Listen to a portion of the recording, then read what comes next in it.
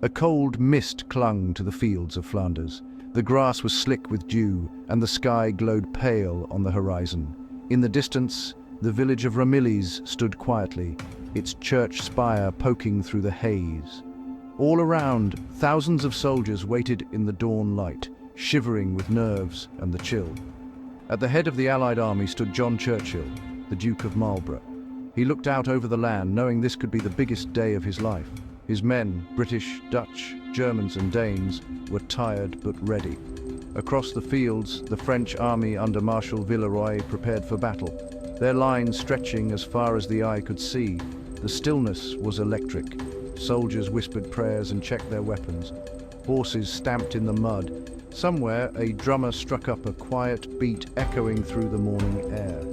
The fate of Europe was about to be decided on these open fields. The sun finally broke through, and with it, the first orders were shouted. The Battle of Ramillies, one of the most important fights of the early 1700s, was about to begin.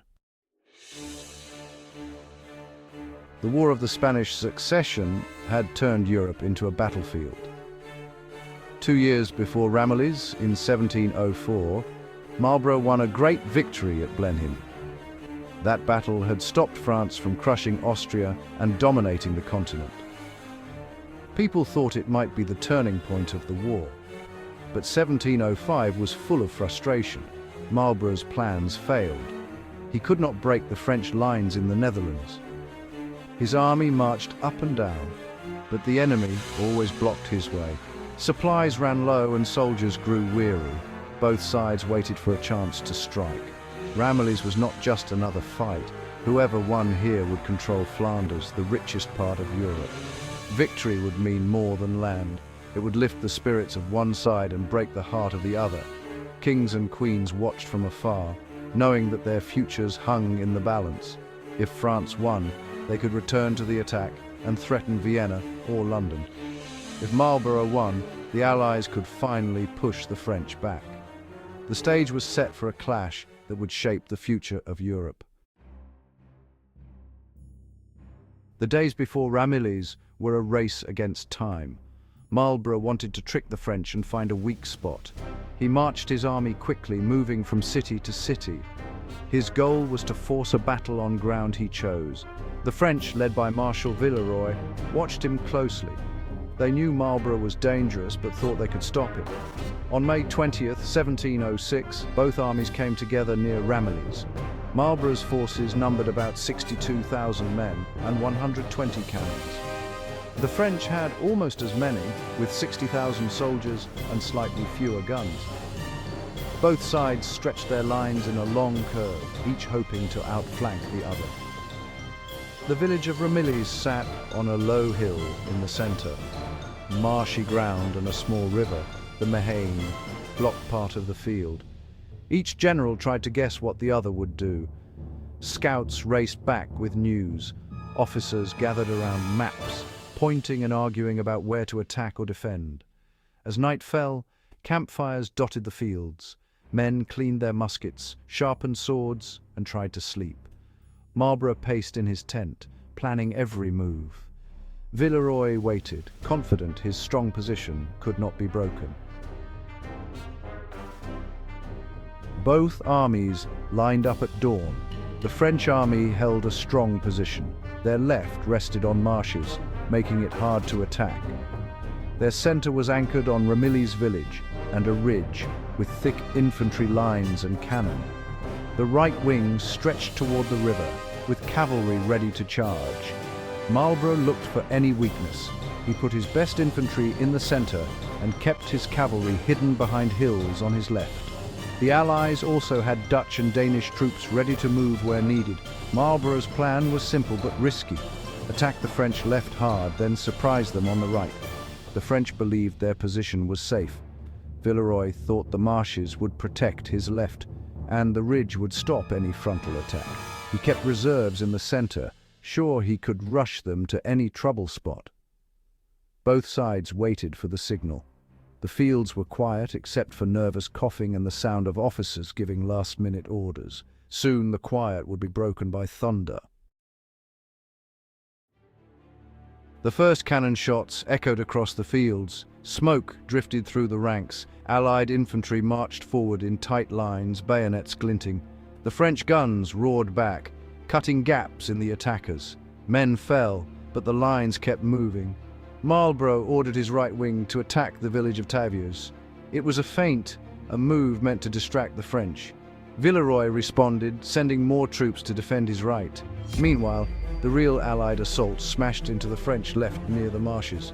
Here, the fighting was fierce and close. Muskets cracked and men fought hand to hand in wet ground. Dutch and English soldiers pressed forward step by bloody step. The French tried to hold, but Marlborough's men would not stop. Suddenly, Marlborough pulled back some units, making it look like his attack had failed. The French began to relax, thinking they had stopped the Allies, but Marlborough was just getting started. While the French focused on defending their right, Marlborough made his move. He quickly shifted cavalry and infantry across the battlefield. Hidden by dust and smoke, his men moved to the French left. It was, honestly, a bold gamble. If the French saw it coming, the plan could fail. Marlborough's timing was perfect. The French had already sent many reserves away from their left, thinking the main attack was over there. Now, Allied cavalry thundered into the weakened French lines at the marshes. The French were shocked. Their left began to crumble. Marlborough rode among his troops, waving his hat and shouting orders. His energy inspired the soldiers. Everywhere he went, the men fought harder. The French tried to send help, but it was too late. The trap was closing. Smoke, noise, and confusion filled the air. But Marlborough kept control. He saw the moment had come to finish the battle.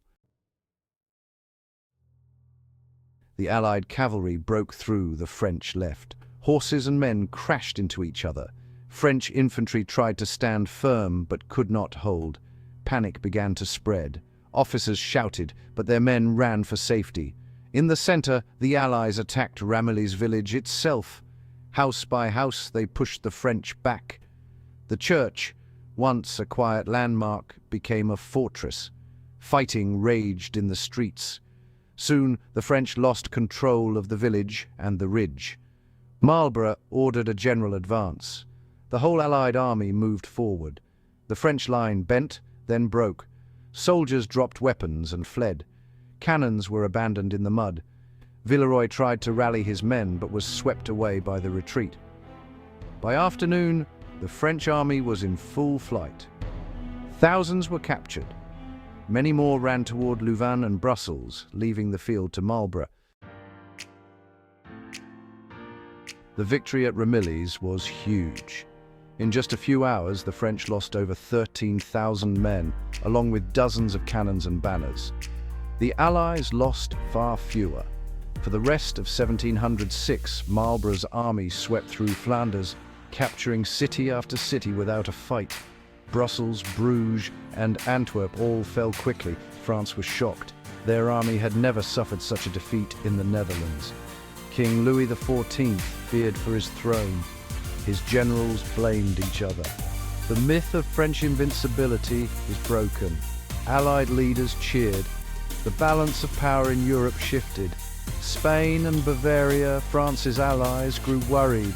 Neutral countries thought about joining the winning side. Marlborough became a hero across Europe.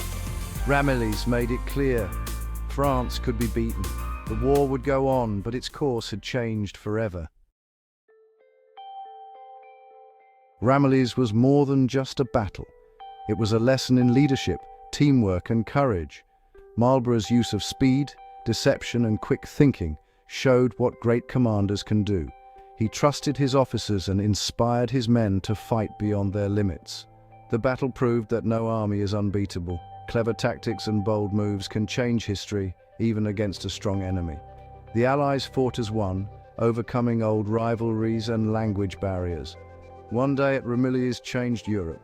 It broke the power of the French army in Flanders and gave hope to everyone fighting for freedom. The fields outside a quiet village became the stage for heroes and the birthplace of a new future. History is full of days like Ramillies, moments when everything hangs by a thread. What matters is the skill, courage, and unity of those who rise to meet the challenge.